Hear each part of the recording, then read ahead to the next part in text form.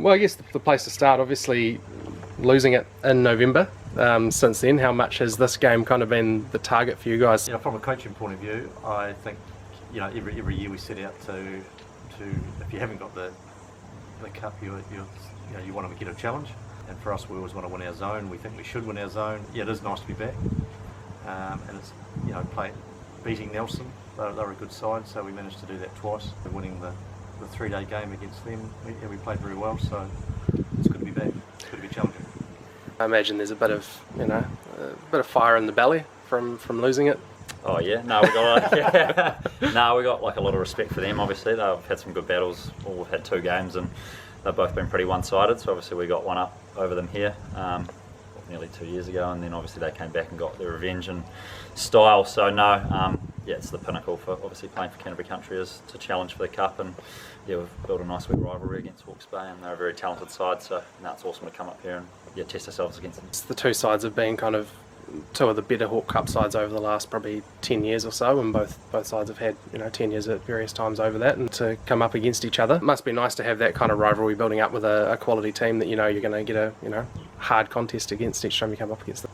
Yeah, absolutely, and I think the Hawke Cup, we always know anytime we play a North Island team, they're a quality side, whether it's a Northern Zone winner or a Central Zone winner or holder of the cup. So it's always, we know we've always got to step up. It's always been the case. So to come and test yourself against the North Island sides, again, that's where you rate yourself. That's where you judge yourself. So really looking forward to it. Going back to that game in November, what kind of went wrong for you guys that day? It was a game. I mean, they again very talented sides. So I think they won. Talked about it after the game, I think, with Gussie Shaw, their captain, but the little bits of momentum that are always so sort of key, little moments over 3 days are key, and I think they won all those little small moments.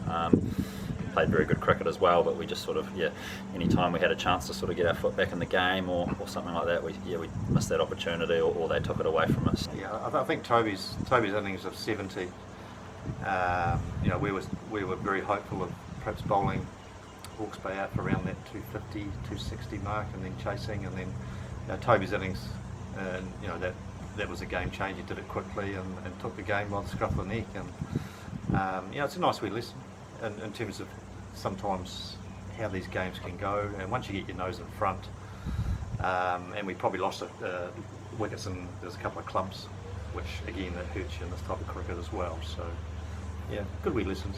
And I guess in terms of the batting side of that game, the team kind of got bogged down, I think it's probably fair to say. Yeah, absolutely. He's a very good spinner.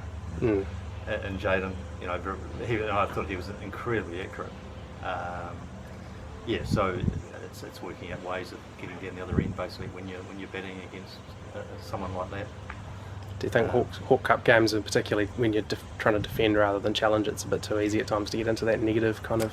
Yeah, it is, and absolutely, and you do hear a lot of stories in Hawke Cup cricket, and they can be defence orientated, but I also think you've got to go and make sure that you are being positive and with your intent and with bat or ball to make sure that you're moving the game forward. Yeah, no, we came back on. I thought we, as Rob said, we're sort of in with a chance if we could do the first hour or 2 right on that second day. We're right back in it and had a total that we thought we were more than capable of chasing down with our batting lineup. But him and I think Gussie Shaw got a pretty crucial 50 as well in there. So those 2 combined sort of kicked them over that 300 mark, and we were always going to have to bat really well to chase it down. And I think we started well from memory, and then obviously Jaden bowled superbly in that little, I think we lost 4 wickets there in about the space of 20 minutes to half an hour, which you just can't do over a 3-day game. So that really killed us and left us a tough task on day 3, and we weren't able to do it. In terms of that first game, bowling them out here for under 100 twice, with the pretty strange scenario both with that game and the one this season as well, where the games to be pushed out to the start of the following season, did that kind of, when you came down here and won, had you kind of been, I guess, brooding on that matchup over the off season, or kind of preparing yourselves for that game? I think it probably adds a little bit over the off season, knowing that you've got that at the start of your campaign. Usually you sort of build into it through your zone games, and the carrot's there for the end of the season. So to have that, I guess, over the winter drove a lot of boys. But come up here, and obviously the pitches are a bit greener, a bit softer at the start of the season as well. So it was a good toss to win that day as well, to get a bowl at them and to do the job. Again, we had some pretty class players that have gone on to Canterbury that day as well, so but no, it was good to come up here and perform like we did that game. I mean, it's always nice to be playing cricket this time of year in terms of the Hawke Cup. So the games that 2 years in a row we've had November games. So in both occasions, I think it's been a little bit different, and I think both teams would probably admit that they'd like to be playing this time of year. The previous 2 occasions that Canterbury Country and Hawke's Bay have met, you were in the team both of those days. In your couple of games, it was the holder that, didn't let up. What are your memories of those games, of that Hawke's Bay team that obviously had some pretty phenomenal players in their prime, and for yourself making 100 at home against Hawke's Bay as well? 2008 I think it was, when we defended, we'd beaten Taranaki and then we defended it against Hawke's Bay. Interesting game. It was overcast and a little bit drizzly for 3 days from memory, and Hawke's Bay didn't get a bat, which was incredible. And I do remember we were 84, I believe, 130 for 5, and then we ended up about 380 odd and still batting for 8 when we called the game off. But it was an incredible. I do remember a very young Mitchell McClenaghan, and he bowled something like 40 overs. And it was just incredible. It didn't go away for 3 days, and it would drizzle and would be on and off, and so you're always trying to wear him down.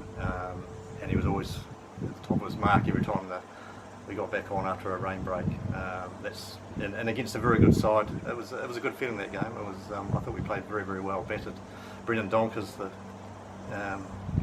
current assistant coach for Canterbury, he got 130, batted in one of his last games for country. Batted absolutely superbly. It was really cool. It was really good. You're allowed to mention that you got 100 as well. Yeah, I think it was one of my longest innings ever. So, but no, it was cool. It was really good. It was really good. So that Hawke's Bay side, like you say, pretty good outfit at that point, and some good bowlers, young McClenaghan, but the likes of Jeremy Kuru and guys like that on their day could definitely steamroll teams. Yes, right? and I think in 2009, after we lost it to Hamilton, Hawke's Bay must have taken off Hamilton. In the 2009, we challenged here, and yes, he was bowling quick, and I think he played for CD that year as well. He was bowling very quick, and we didn't quite have the same team, and we were no match for the Hawke's Bay in 2009. They were very good. I think we got beaten outright. Yeah, it's amazing 1 year on how things can change a little bit. And they were a very good side, and had a number of CD players. Kieran Barnett, I think. But a very good side. Very good side. And then coming into this year, what's the preparation been like? Some changes to personnel from even the challenge at the start of the season. So yeah, mostly injury related. Cameron Poole picked up an injury, a shoulder injury, and couldn't go to the '19 World Cup. So he's been out for half a season. Gus Sidey, I don't think Gus played but he just picked up an injury last week. Oh yeah, Blake's on the police force. He's police training. So there's a few changes, but we've got the core.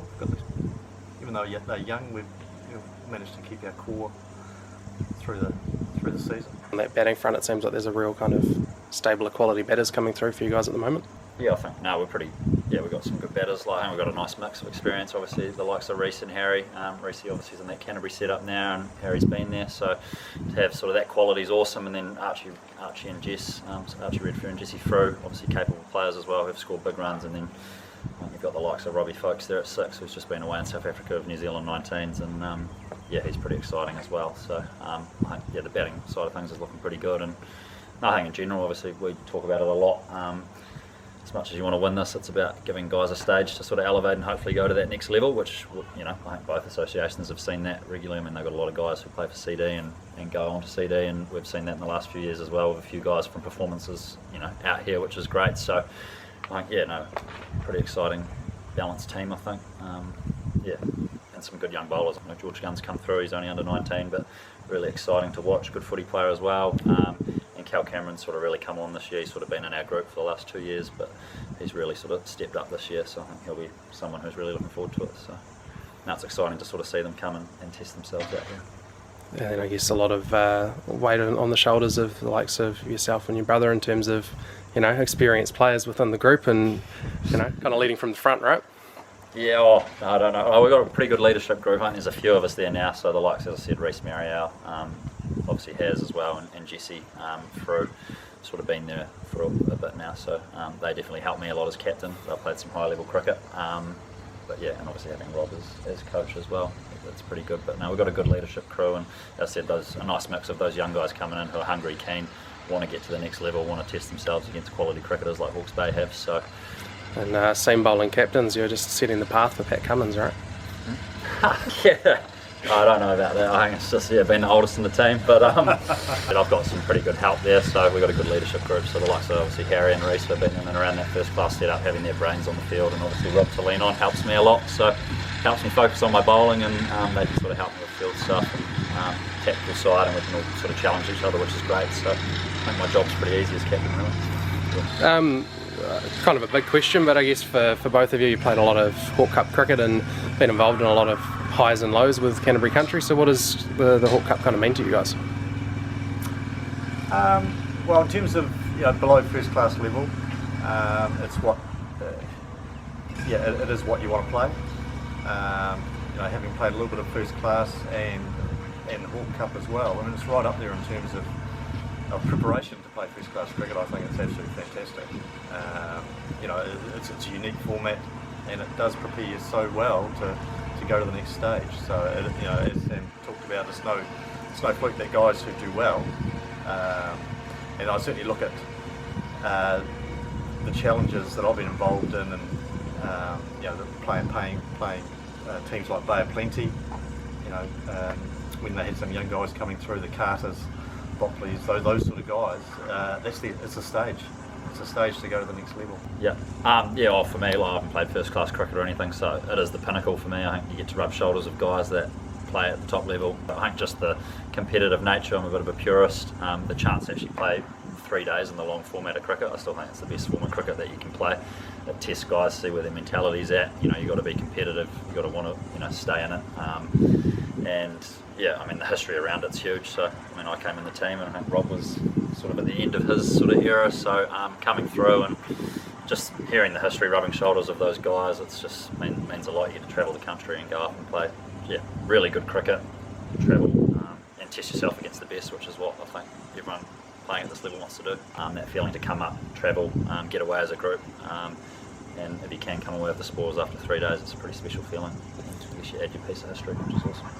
Canterbury Country's been one of the dominant teams for probably close to 20 years now. They've won it on quite a few occasions since then, but haven't really been able to. I think the longest defence has been 2 defences and then losing it on the third, and that was the one that just finished. So I guess in terms of converting that ability to dominate your zone and then ability to take the cup into building a tenure, how do you kind of go about that? If you were to pick it up this weekend, how do you kind of prepare to try and build a long tenure? Yeah, very difficult. Very difficult. I think it goes back to the uniqueness of the format. 3 days, and if both teams are playing some pretty good cricket, then as a batter you've got one opportunity generally. So it's tough. It's hard. You've got 10 wickets most of the time to make sure you do a good job when there's no second chances, and I think that's why it does change hands. And it's also the guys or the teams that do manage to create a little bit of a run and manage to defend it a few times. It's hats off to them. It's a great effort. A lot of people that say it's a lot harder to defend than it is to challenge, and part of that is that you do kind of get into a bit of a negative headspace about worrying about not losing rather than worrying about winning, like we talked about earlier. But I think that's also a reflection of those challenge matches. Every ball kind of counts, and there's never a moment in the game that doesn't have meaning because you don't get a second chance. Yep, absolutely. It's not much fun to get knocked over first over in a challenge. Yeah. No, it's not. Long 3 days.